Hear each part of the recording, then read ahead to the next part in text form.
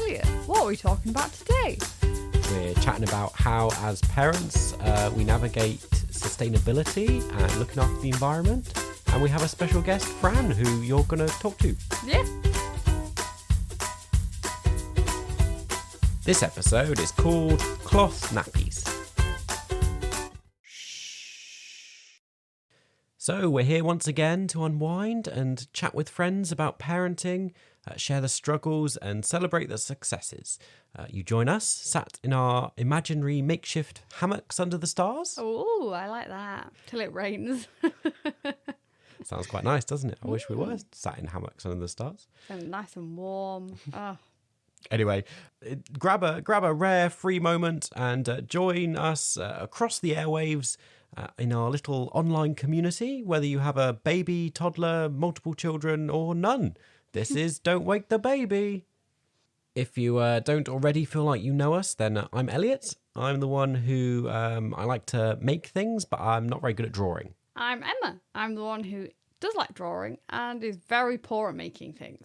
Or I would say being logical about many things. Like we order things and then he always goes, oh, did you measure if it can fit wherever you're wanting to put it? And I was go, oh no, I just assumed it would be the right size. Yeah, I feel like that's a general complaint I have. But I mean, it makes it sound like I'm very good at DIY, which I'm not really. It's just like you're just better than me. Just like crafty stuff. I quite like, Lego and paper, origami and paper planes. Yeah, and I'm still bad at all that too. So anything like that. Whereas you're very good at painting and drawing and artistic-y things. Artistic-y things that don't involve me having to make something. Whereas I can't draw to save my life. You can kind of draw. I have to be very abstract. Yes, he's a good abstract artist.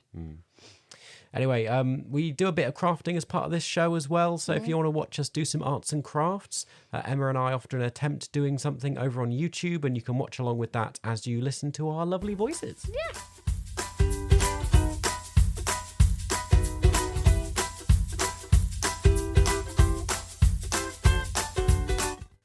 So it's a bit different today. Again, we've got a special guest on, and in a moment we'll switch over to join a conversation with you and Fran. Yep. We're going to do our parenting achievement as part of that. We did that with her. Yes. So we don't have to do that now. Yeah. Wait, just hold your horses. It's coming. Yeah, it's coming. I say we. I mean, the conversation is you and Fran. You may hear me occasionally in the background, not speaking so much as just noises and crashes. And it's not just me causing disruption. No. I was entertaining Fran's little 18-month-year-old while you two chatted away. Yeah. You were good little buddies. I enjoyed it. Yeah. Said to Fran afterwards, thanks for keeping Elliot entertained. He really liked playing with Wilf. I think you may have, I haven't edited the thing yet, so you may have introduced Fran in it, but I think I did at the start. Yeah, Fran's a friend of ours. We think we met through churchy stuff, the Kairos movement, which we're both a part of. Fran lives in York. She's a champion of all things eco and environmental stuff, particularly within the church. Her local church, she's championed a lot of stuff that's happened there, a lot of changes, as well as doing many other things. But she's one of many voices that are encouraging us to think more about sustainability and stuff like that. And we're very grateful that she agreed to talk to us about it. And she has 3 children, 3 boys. And once again, as with our other guests, she didn't mention her husband, but... Well, she does have a husband. Just does amuse me. All our guests chat with you. You always end up talking about your children and you forget about your men folk. I know. It was first of all, we mentioned to us to start with. Oh, everybody wants to get so she was like, yeah, I won't do that. And then Elliot was listening back and he's like, she still didn't mention her husband. I think maybe a lot of us just focus on when we start talking about parenting, we're like kids. Yeah. And she does mention him in her fail story. Yeah. He comes up. Yeah. So we'll join you again afterwards and catch back with you at the end of the show. See you later.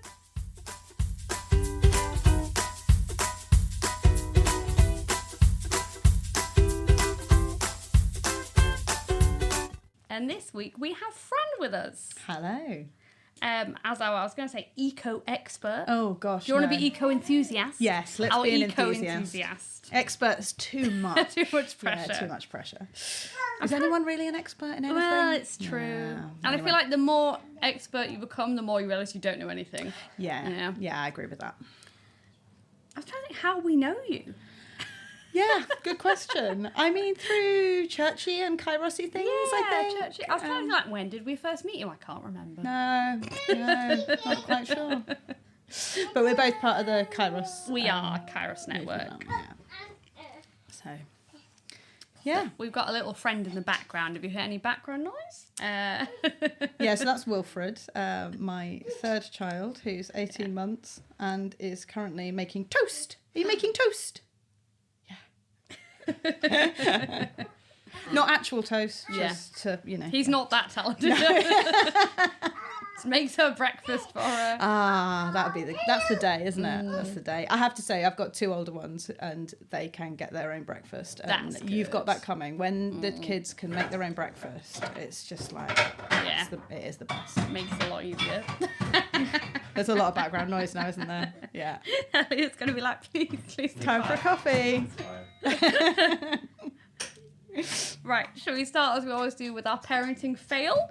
Oh, we could do, Yeah. Right. Have you got a fail? I'm going to share my sister's fail that she sent to me this morning. My sister Laura, she doesn't often get mentioned all the time. Becky is a big thing because she's always mentioned. So I'm one of four. Yes. And yes, there is a sister that is mentioned less than the other sisters, and my sisters will all know who that is. Because, sorry. But there we go. So Laura, you're being mentioned this week, although it isn't a fail. She sent me a picture this morning where she's like, oh, finally, half time's over, we're back to school. She forgot it's their training day. So there are no teachers at the school. So she walked her children to school. And the oldest one, Adam, is looking delighted in his picture, ecstatic school's not on. Aiden is crying because he really wanted to go to school. And I was like, oh, that just sums up parenting. It absolutely One does. of them was like, yes, no school. The other one was like, I really wanted to go. Why is it school open? And there's always a parent that does it. Yeah. That takes the kids to school on a training day. She was just like, I had so many plans for the day, and now I've got them with me. All my plans are gone. Yeah. Well, we've all been there as well. We have all been there. My parenting fail is my husband's because it was the best fail of this week. We've just had half term here. Actually, me and my husband got a nice little date night out, and then I woke up the next morning with a migraine. Maybe / hangover. I feel like I shouldn't have got hungover on a pint and a half of Indian beer, but there we go. So he took an impromptu day off and was tasked with taking the three kids to a story crafting session at the art gallery. Was running a bit late, got them in the car, took them to the car park, got halfway to the art gallery and realised that the toddler was only wearing one shoe. Oh no. So then had to make the big decision of whether what was more important, the paid for session, which actually the kids weren't that enthusiastic about anyway, or the beautiful, beautiful brand new tiny baby shoes that I had, found online that are out of. Yes, you can't get a replacement. No, because they're the most beautiful shoes ever. And he correctly made the right choice. Made the right call that the shoe was more important. I mean, this is probably on the fact that I haven't forgiven him for losing the teddy bear hoodie back when my 8-year-old was 18 months. So yes, retraced his steps, got back to the car, rested all the kids back into the car, including the toddler who was like, I've just got out of this car, why put me back in? How dare you put me back in the car? Got home and found the shoe in the dining room underneath the chair where he put the shoes on. So evidently just didn't put the shoe on in the first place. Just put one shoe on. Yeah, one shoe on. You thought that's the lucky one for the day. There we go. So, yes, I was oblivious to all of this as I was upstairs. That is a good fail. Yeah, I mean, we've all been there. We have.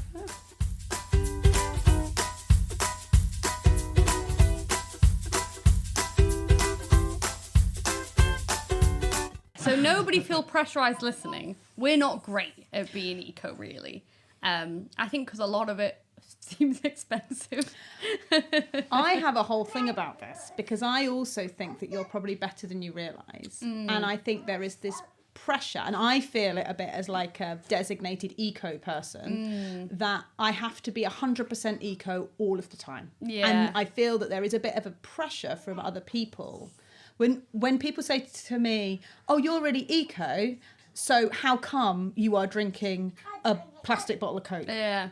And it's like, well, I'm sorry, if you said you were really into healthy living, I'd still say to you, it's Friday, have a bit of chocolate cake. You wouldn't be like, how dare you eat this burger? Yeah, exactly. So I don't think eco has to be all or nothing. It's about making decisions. And I find, like, with all decision-making processes, you think really maybe about money implications and time implications.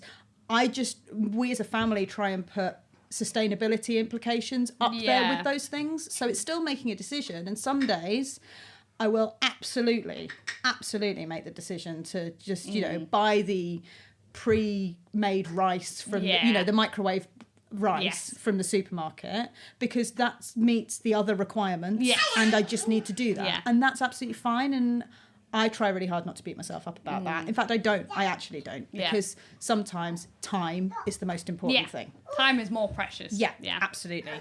And other days I'll do the whole, actually this is a day I can cook dinner in a slow cooker or whatever, and I've got a bit more time, and so the other things, sustainability comes into play.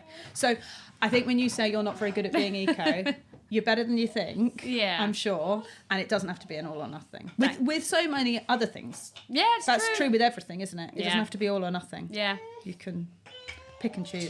It's a great thing about being human.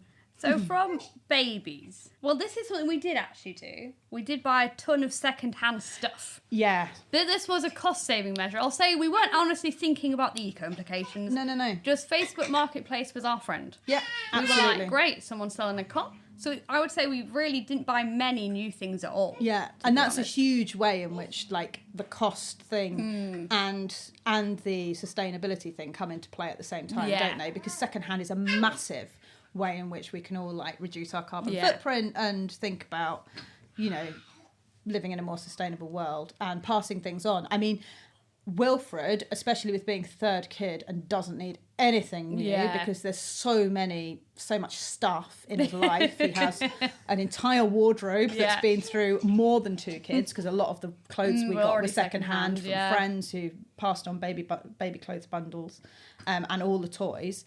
But actually, his Christmas present from my sister was a load of secondhand stuff that her son had, because she knows that we don't care about that, and we don't mind about that. No. So that was quite nice for him to get new stuff, but also I know that it didn't cost her anything. In the same way that, we gifted my nephew a balance bike for his second birthday, with the caveat that it needs to be gifted to Wilfred for his second birthday, because that was sort of, that was how... Yeah, we do a lot of this. So I'm assuming people listening have already listened to the podcast, but if not, I have a huge family. And we're all women. So there are a lot of children. So a lot of the time what we do, if we know basically somebody's just had a baby, they have all the stuff, we go, I'm thinking of having another one. Would you keep that for when I can have it? Absolutely, yeah. And then you get people dibbing stuff if they think it looks good. They're like, I'd really like that. Keep that. I'm going to have it. Yeah, my sister had one of these, like, really fancy, like, swinging leaf chairs. And I didn't have it for the other 2, but when it was offered to me for the third, I was like, that's much better than the plastic bouncer that I borrowed off somebody else, actually. Lots of the baby equipment we borrowed off other people who'd had kids. And, I think we had a jumperoo. Were you aware? The plastic monstrosities that take over your living room, which are great for approximately a 2.5 month period, and then are completely useless. Our jumperoo did our 3 kids, our friends' 2 kids, our other friends' 2 kids, and was secondhand when they got it. And the day that after Wilfred was out of it, when the original friend who'd got it secondhand said, "Have you still got that jumperoo?" I was like, yes, it is so knackered. The seat is like, it's not nice enough that you can sell it for 20 quid on Facebook Marketplace, but you've got a friend who wants it. They can have it. So it's just, so brilliant and really affordable. And sustainable. Yes. There you go. Fits all criteria. Yeah. And the next thing was nappies. Yes. Because I had a lot of questions about these, because we didn't end up going for them, because I just got very confused. Yeah. The big thing that we the big decision we made, the two big decisions I think I consciously made at the beginning with Albert 8.5 years ago was to breastfeed for a variety of reasons, but sustainability being one of them, because I didn't want to buy into the packaging and the cost of formula. It is expensive. And the second thing was cloth nappies. And my husband was a real advocate on that. And I think when he first mentioned cloth nappies, I envisaged what a lot of people who maybe the first time they think about it think of, which is Terry squares and great big safety pins and buckets of nappy sand and soaking things. And modern cloth nappies are nothing like that. So we cloth nappied Albert from about age 3 or 4 months. We didn't do it from birth. Probably the size is quite different at that point. Yeah, so you can get birth to potty nappies, which are meant to go all the way down to newborn. But I mean, I had big kids, but the early days they wouldn't really fit in them. So we did disposables for Albert for the first 3 or so months, and then got into cloth nappies. But with Monty and Wilfred, my second and third, we went straight in with newborn nappies, but we were more confident with it. That makes sense. And we've loved it. It is a bit of extra work. My thing was about cleaning them. So I was trying to work out if I had to, because then at the end of the day I thought, well, I'm doing a lot of washes anyway. Actually, it might not be more washes. But at the time I was like, well, is it helping the environment if I do more washes? Okay. This is, my head was thinking about it and I couldn't get around if it was actually good or not. So I think there's two things there. I think the first thing is you have to be happy that your washing machine washes, and that actually you need to kind of be all right with that. Because I know that for some people they're like, oh, but will it ever get clean enough? Yeah, it will. Modern washing machines are really efficient and really good at cleaning stuff. They are also really efficient. So you have to remember that your washing machine doesn't use a massive amount of water. And overall, yes, with cloth nappies, you do save, you have a reduced carbon footprint. There was a really good paper produced last year by, I think, DEFRA, which was really comprehensive about the carbon cost of disposables and cloth nappies. And I went through it because I'm a geek and I love a good paper, and went, but have they thought of? And they had. It was a really decent one because I think sometimes people, when they're saying, oh, they're not that environmentally friendly, go, well, you're washing every day and you're putting them all in a tumble dryer, and in reality, and you're buying brand new, and in reality, those are 3 things we didn't do. Didn't buy cloth nappies, all of them brand new. Some of them are, but a lot of them were from second-hand sites and from people who tried things and then they hadn't worked or whatever. So we've got a lot of second-hand cloth nappies, and we really should wash every 2 days, but quite often it becomes 3 or 4. When there's a full load of nappies, we rarely tumble dry. So when you put all those things together, actually that reduces carbon footprint. But I suppose if people have never seen a cloth nappy, and they are really, I feel like they're getting more and more mainstream. We know a lot more people who have them now. Yeah. So they're a fabric nappy. They're cut, if you like a disposable. They've got a plasticky fabric. It's called a polyurethane laminate pull, which you use in making raincoats as well and things like that. But it's not rustly. I mean, it's a very high tech, soft fabric on the outside. And then there are different sorts, but the most common is a pocket nappy. So it's got a fleece inner and then a pocket at the back where you stick a load of absorbent pads. Oh, okay. And you can get them made of microfiber. Now, of course, there's implications with that because you've got microfibers going into the water, of course, and blah, blah, blah. But highly absorbent, quick absorber. Great for an older kid who's going to and quick wheeze because it's going to capture it all. And then you can get pads made of maybe cotton or hemp or bamboo. Again, there's all sorts of sustainability issues there, and you need, whatever. But they're absorbent. And you pop them in, stick it on baby. Put it on baby like you would with a normal nappy. They might have Velcro, or some of ours have got poppers. They've also got. Ours have got ways in which you can popper them down to make them fit smaller. And then you can expand them as baby grows. And then when you change your kids, you wipe them with a cloth wipe rather than a disposable wipe. You do have to flick a poo in the toilet. Yeah. But technically, if you look at your disposable nappies, you're meant to do that anyway. But there we go. So yeah, flick a poo in the toilet and then pull the pads out and throw it in a bag or a bin, and then you just empty it in the washing machine. Yeah. Stick it on a rinse, stick it on a really good wash, hang them up to dry. Yeah. Maybe near a dehumidifier if it's the middle of winter or things like that. We often ask because we don't have a tumble dryer, so that's what we have to do anyway. There you go. Yeah, with dehumidifier is a great way of like reducing things. I have to say, when I got my third child, I also got a tumble dryer. It just wasn't working.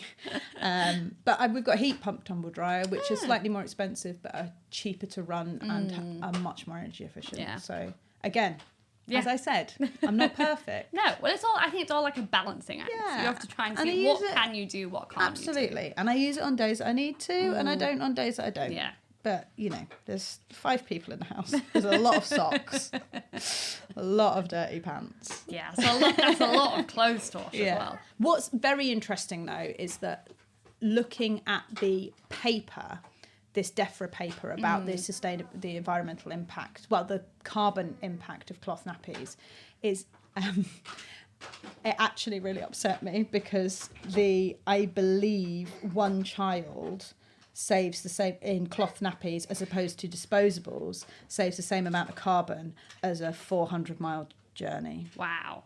It's a lot, isn't it? Well, for me, that felt like not much at all. That's like driving from Yorkshire to London and back again, and that's it. I know it's over 2 years. Yeah, that's true. But I think that's not...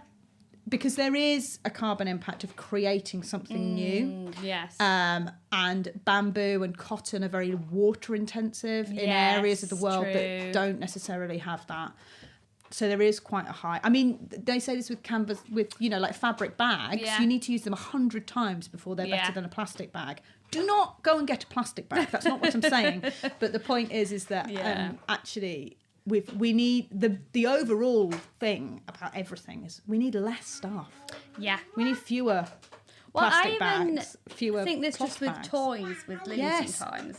When people say, what can we get her? I often think nothing. No. She has, not in any way, she has everything she could possibly need.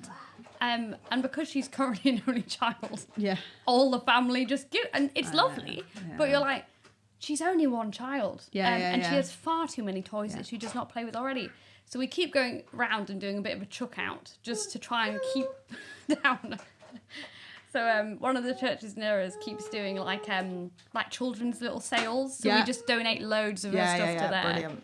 And this time the woman who runs it was saying, going to be doing another one, and she hasn't run it yet, but I keep being like, you're still not going to run it, I've got more stuff. I've got Can I please bring you more things? Waiting for you. They're just going to be given to you. Well, I'm loving this because at the moment Wilfred and Elliot are playing with the Octopod, and the Octopod was in a bag of stuff to throw out. And the children found it, and now the Octopod and all the assorted Octonauts are all back. Stuff is all back. I mean, that again was second-hand, third-hand, I think, maybe. It was a birthday present from Albert that came from friends, and I know they did not buy them brand new because they are big advocates of buying kids second-hand stuff whenever you can.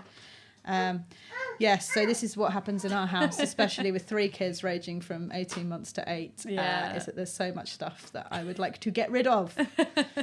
And then the 18-month-old finds it. Or suddenly they're... But I couldn't possibly live without this.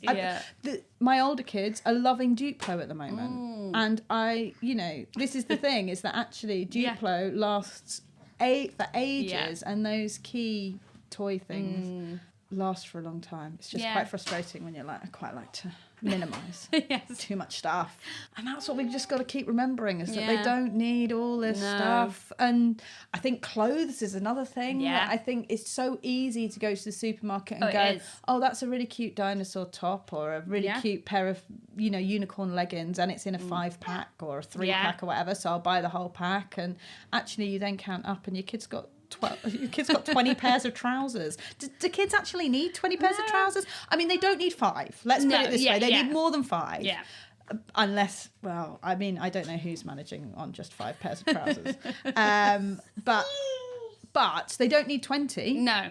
But it's so easy to just and this do is that, our isn't problem it? with Lily. I know now we've bought her stuff, and because she's very opinionated, she just doesn't wear them. She doesn't like them. Yeah. And I keep thinking, should I hang on to it just in case? And part of me goes, oh, but she grows so quick. You know what? I don't know if it's worth it. No. So now we've made the thing. If we go out and buy clothes, I like to bring her with me. Because I'm like, it's too many times now. I've bought things and she's old enough now, isn't she? That's the thing. We do need less stuff, but of the stuff we really need, like having... Of the vital things. Having another one. And again, that's about like making your life easier, isn't it? And it's not about...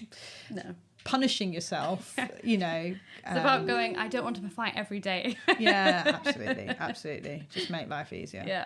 Definitely.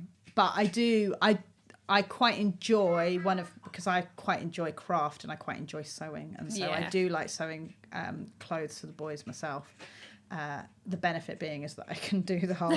I need an age 4 waist and an age 10. Yeah, well, actually, no, Albert's in an age 5 waist and an age 10 height. Yeah, wow. So it's a big difference. Because that's him. Yeah. And it does at least mean that things aren't they actually falling fit, down. Yeah. But anyway. Yeah. Tangent on clothing. Yes, sorry. Tangent on clothing. When I do it, there's always tangents. And then Elliot has to pick what to keep in. Which tangents are we keeping in and which ones do not enhance the storyline?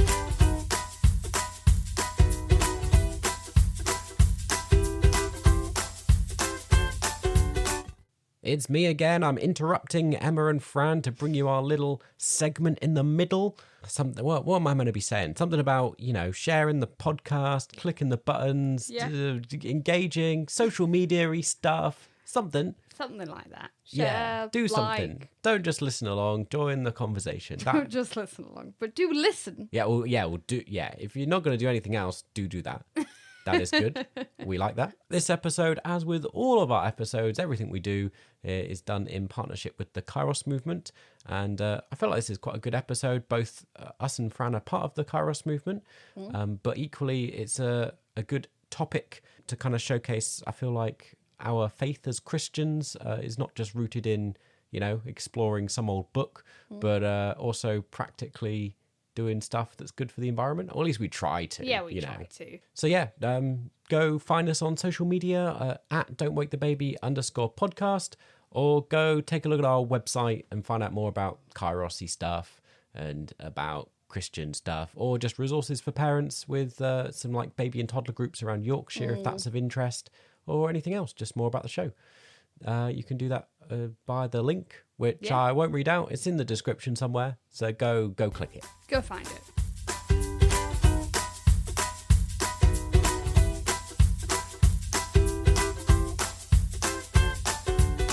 Weaning. Feeding. Yeah.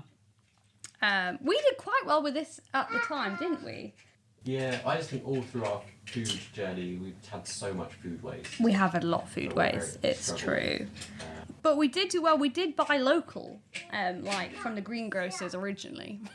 Yeah. But I do feel like it was before we were paying for nurseries. So we had slightly more money. Well, I have to say, my pre-kid food requirements were quite high. I did go through a period of only buying organic meat because not really from an eco perspective, but from just like the welfare of the animals and being. But that I have this. I prefer like local butchers. Yeah, but right now I say that that's not something that works with our budget at the moment. No. So yesterday I bought bacon that honestly 5 years ago there's no way I would have bought because I don't like pig keeping practices in Denmark. Yeah. And sowing stores and things like that. Yeah. But right now I needed to spend £1 on a lot of bacon. Yeah. Because that's the budget we've got. And I think that's the thing. It's all balancing. And I think it is.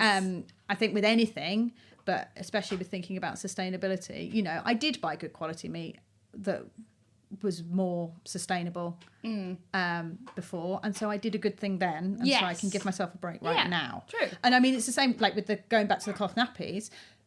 I know people who are just using them occasionally, or and every one cloth nappy, if you use one cloth nappy a day, that's 365 plastic that's still a bit nappies that you've saved from I would say landfill, but in reality incineration. And that's a positive impact you've made. And actually these things cloth nappies, whatever. Don't have to be all or nothing. You could maybe go, oh, I'm going to just buy a few, or I'm just going to use them at home, but I'm going to use disposables at night. Well, I think that's what Mrs. Becky will be glad I'm mentioning her again. My sister in France, she did do, I think she started out with like cloth nappies, and then she found it was too hard when she was out, so she would have them at home, but when she was out, she'd like, I'm just having the disposables. Ones, and we've done holidays where it's like, I was just using disposables on holiday because I mean, now being a cloth nappy family, if we go to a cottage anywhere, does it have a washing machine? But also 5 kids. 5 people, 3 kids. Does it have a washing machine? Because I do washing on holiday. Yeah. Well, I think with that many people, you kind of have to. You have to, because it's just, we haven't got space in the car for for a week's worth of clothes for everybody. But especially when we've gone abroad, or, I mean, it was a great little time away where we were going to my mother-in-law's, and prior to that we were at a wedding, and so we'd taken all the cloth nappies, and because I'd gone, okay, it's fine, because we're going to my mother-in-law's, but I'd forgotten really in the thinking this through, you can tell this is children on the brain, and that we were doing 4 nights in a Premier Inn before then, and we would have to wash in the Premier Inn.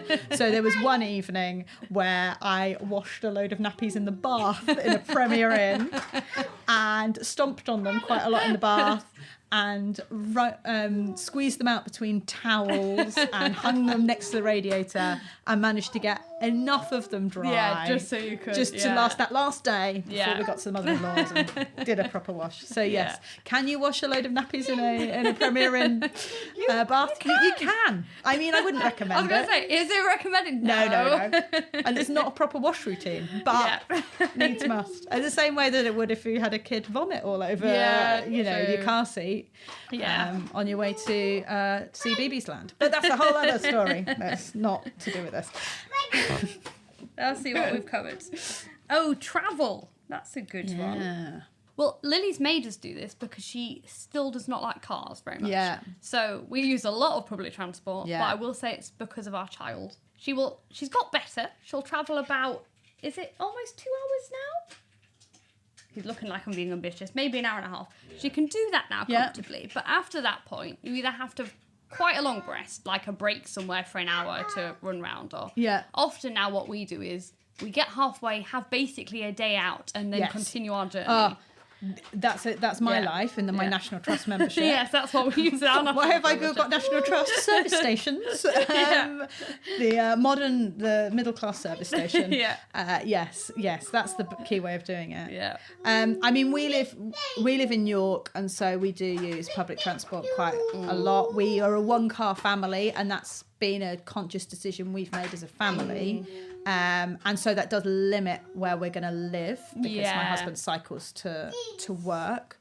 But that was quite, because we did and I don't know, maybe I feel like a lot of people have this discussion or this consideration when they've got young kids. We thought, let's go and live a country life and go and get a small holding or whatever. Go and live by the sea. We've had those discussions. Yeah.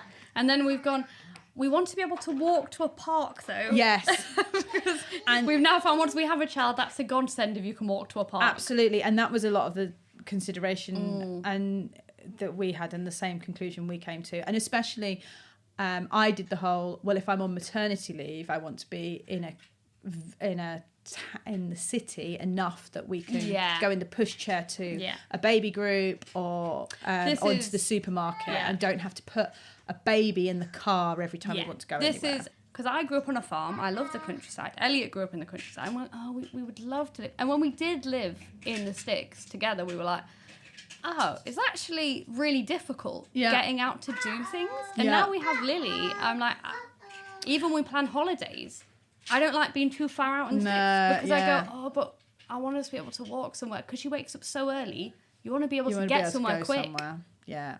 And I think we've sort of made the decision to stay here in West York, and a lot of that is about access to things. And also, I'm now thinking, actually, I'm going to have... it's not... You get so consumed, don't you, in the baby stage and in the toddler stage. We're going to have teenagers before we know it, really. I mean, everything, when you're in the stage, it takes forever. But when you look back, it's gone, It was a blink of an eye. And I am liking the fact that I'm going to, the kids are going to be able to say, oh, I need to go to Scouts. And okay, off you go. Yeah, get on your bike, the bus, get the bus, whatever, walk. Yeah. And that's the benefit of being in a connected place. I mean, big travel wise, we fly. We're very lucky that my aunt lives in Spain, so we have access to holidays. That's affordable family holidays with my aunt. But I'm trying, I do try and I did think that our long-term plan would be we'd only fly every other year rather than every year. I don't know. At the moment, we've got access to really affordable holidays. Yes, you're like, we're going to go. So let's make the most of it. And I've just stopped teaching, so there's the benefit of being able to go out to sneak just out of term time, which therefore makes everything a lot more affordable. Anyway, but I think one of the biggest barriers to sort of people living sustainably is the obscene price of railway fares. Yeah, it is. And we have to, as a country, we have to solve this problem because it is ridiculous that it is so expensive. And I think if you're a single person going from, say, York to Birmingham, then maybe an in advance rail fare works out affordable. But once you've got 2 or 3 people, even in advance, even 12 weeks in advance, it is significantly cheaper to get in your car. Yeah, and the environmental impact of that is huge. Yeah. But we can't have it that making the environmental choice is so much more expensive than the other. That's just not on. And I also it's one of my biggest bugbears. Like we pay a lot to get on the train, and they're not very reliable. And I'm always like, you do live, I have to say, on one of the least reliable lines in the world, in the country, because that York to Harrogate line is awful. It's always delayed. Always delayed. It's not normally by a lot, because it's a single tracker. They've got a little coin they have to put in the driver's cab. It's just awful. Yeah. And I'm always like, we're really lucky because you can get to York quite quick. But the problem is, if you need to change at York to get another train, you have to get an earlier train, even though theoretically your train should get there on time. No. So I always end up there maybe 1.5 hours early because I'm like, I know if I get the other train, it will be delayed. I will miss my connection. Yeah. It's just, I had a really nice vision of a great family day out where we'd sort of get to the train station and roll a dice, and that would tell us what platform we were going on, and then we'd pick a random number, and that would tell us the stop we'd get off at, but you can't afford to do something like that. You can't afford to not book it in advance 4 weeks. No. Even with your family rail card. Yeah. Well, we currently have a 2 together rail card. The good old 2 together, yeah. But once Lily's got to pay, then well, the friends and family rail card is great if you're going to. And actually, if you're doing one journey, quite often it pays for itself in one journey. That's what we said. Because if you the travel prices far are so enough, high. you're like, hey, paid for itself this time. Yeah. It's just frustrating. It is. My biggest bugbear, I would say. Because my sister lives in France, I have to compare these wonderful things all the time. Yeah. Goes, well, it's so I'm like, of course it's cheap over there. Of course it is. I know. So it just depresses me. I don't like to hear. But she often tells me, and then they do this. I'm like, well, that's great. I know. My husband's a bit of a train geek, and I get lots of... Well, in Germany, of course, you can just for 10 euros go anywhere. That'd be the best. Yeah, great. Yeah. So yes, we do for long haul use the car more than I would like, but it's just we too just practical have to sometimes. And the cost is, and again, that's about balancing things up, isn't it? And we've got one point here we wrote. Oh yeah. That we tried to use those eco tablets and we found they did not wash as well. For the washing. Yeah. Was it the sort of nuts in the ball thing? No. I don't know what it was. I think it's one of those companies that was online, and I thought it looked good. And we bought them, and we really tried, and we did use them all. But was it a small? Yes. Yeah. I think it's sometimes. Yeah, it's a difficult thing, isn't it? If you feel like something's not working, but I think you have to just not let that put you off everything. In the same way that one unfunny female comedian doesn't mean that all female comedians are unfunny, which is a bugbear of mine. Shampoo bars quite often don't foam up in the way a traditional shampoo does, because they're lacking the terrible chemicals. The thing that makes it foam. But that doesn't mean it doesn't work. Yes, yeah. And it's about finding the right one for you. But actually, like shampoo is one of the things that I do use a mixture. But for me, I made a decision to wash my hair less frequently. Yeah, I think kids did that to me, to be honest. I mean, it wasn't a conscious decision. I just decided that once a week was a privilege. Yeah. It's because they take all the time off you, don't they? Yeah. Oh, just have a shower. No, you won't. No. And then if I have a bath, she wants to be in the bath. And I'm like, well, I can't really do anything now. I just want to have a nice bath. And sometimes I'm like, I just want to shave. Yeah, but now I can't have the razor out because you're here. Yeah. And also I wanted that thing where I wanted to be like, because she's a girl, I want to be like, we don't have to shave. No. So I'm trying not to make her see me shave and think she has to do something. Yeah. But at the same time go, my bath was primarily for me to do this luxuriously, so I don't have to stand in the shower having my nice me moment. Yeah. And I was like, and now you're here, and now I've got anything done that that's what I was here. Yeah. What is your top tip for being what did you say? Sustainable? Environmentally conscious, maybe? Environmentally conscious. Yeah. Top tips. Well, yeah, that's a good one, isn't it? That's a great I mean, tip. I've got practical. I mean, so one of the books I read had the whole, like, I think people know the 3 R's, the reduce, reuse, recycle. But actually, I think there's 5, starting with refuse, which is actually just saying no to stuff that you don't need, or that the packaging's terrible, or whatever, and trying to. I mean, I think we've made big steps in the Happy Meals as a society, and in Easter eggs, in the amount of packaging, because enough people went, these don't need to be plastic, and it's unnecessary. And a lot of Kinder eggs now, they have the little cardboard toys in them. Yeah. And rubbish toys. Yes. It means that the toy is even worse than it was before. It's and Lily breaks waste. it within 5 seconds. Yeah, and they've maybe ruined Happy Meals with these cardboard things that slot together. But anyway, books. The books are great on a Happy Meal. There you go. That's not very sustainable to get Happy Meals. But sometimes that's what you got to do. Yeah. And actually, collectively as society, if we say no to enough of these stuff and say, actually, do you know what? I don't even need a paper bag. I can put it in this, in the other bag I got from the shop I've just been to, or I can put it in my backpack, or I can just carry 5 boxes of cereal home inconveniently because I'm going to make a point. So refusing has to be your number 1. And actually, if you go down that refuse, reduce, reuse, recycle's 4 of 5. And actually, I think a lot of people think recycling's the answer. It really isn't. No, this is something I thought. So often, because I'm terrible for, I drink lots of water, but I often get all the big plastic bottles. And in my head, for ages, I was like, I'm recycling all the bottles, so that's fine. And then I was like looking into it, I was like, there's still a lot. With recycling, it's good, but it's not. No, the trouble is with plastic specifically is you can only recycle plastic once. Yeah. It then goes into roads, which is kind of micro landfill. I don't know.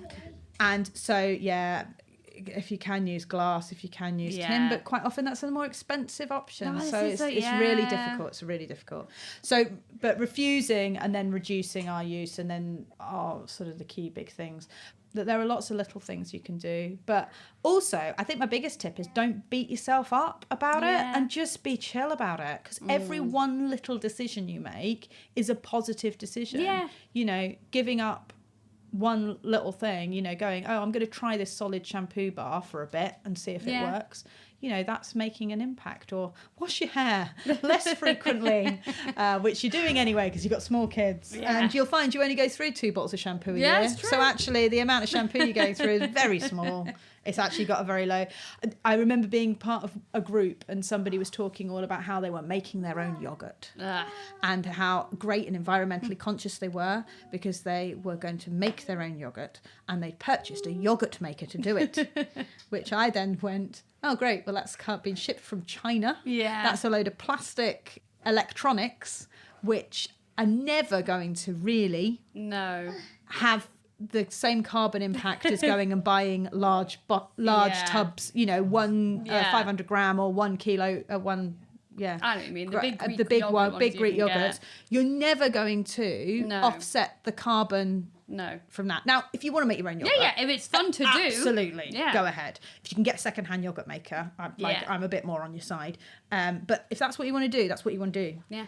It's just, don't be fooled that thinking making this your will own be yogurt great. is going to save the environment, because it's not if you're buying a brand new yogurt maker from Argos.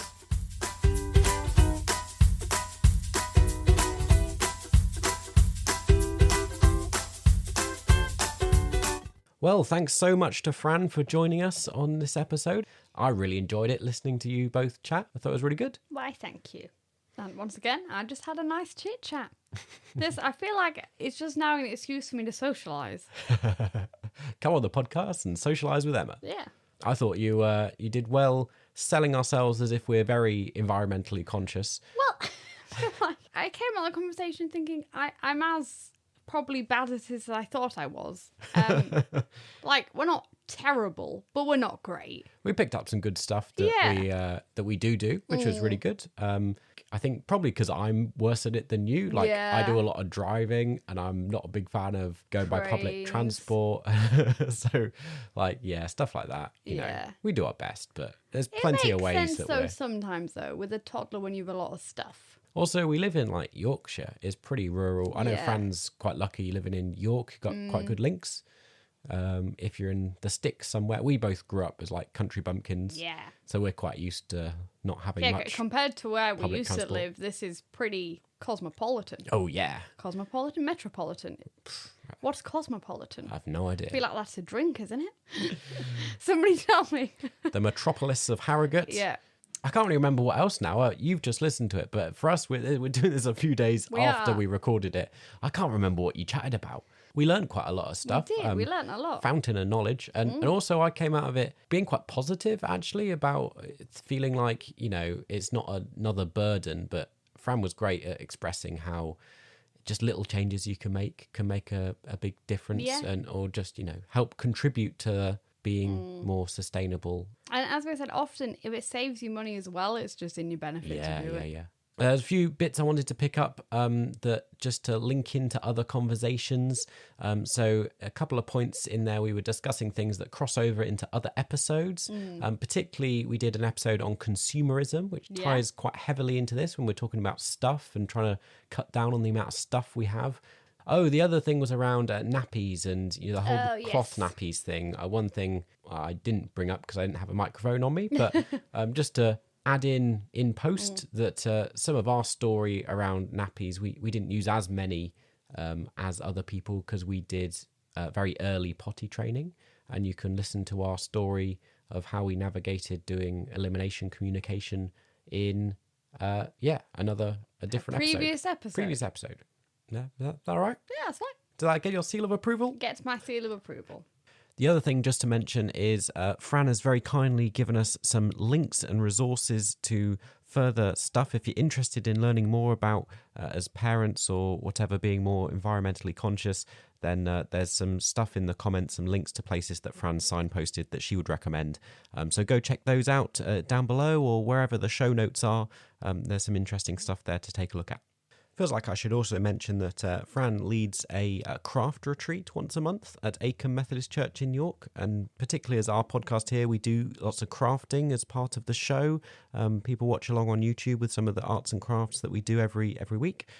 So if that element of our podcast is particularly interesting to you, then maybe the craft retreat is something you want to go to if you're local to York. Then just to point that out. Yeah, we finished. Yep. Oh, we need to do an ending, don't we? Yeah, we do. Thanks for joining us in the hammocks today under the stars. I really want a holiday now, so we're nice and sunny, but that's not going to happen. Yeah. After we've just been talking about the environment, let's hop on a plane. Sounds good. We're not, because we can't afford it. We're saving for a house. If you've made it this far into the podcast, we'll send you a hammock. That's not what we're going to do. We don't have any funding to send people hammocks. Yeah. Like all our social media posts, and you're somehow you get a hammock. Oh, you mean like the universe will bring it into your life? Yeah. Sure. Oh, great. Yeah. Now we're doing manifesting on the podcast. The airwaves are closing, so it's time to go. Airwaves are closing. Yeah, because people listen to us through the airwaves or through their ears. Okay. In the air. That's fine. Yeah. And they can close. I mean, it's probably through the internet, really. Yeah. It's not radio, is it? Yeah, in your head, you're on the radio. Yeah. It's a bit like the radio. Our time is going short. We shall have to call it a night. Go listen to another episode. This one's finished. This is a very professional ending.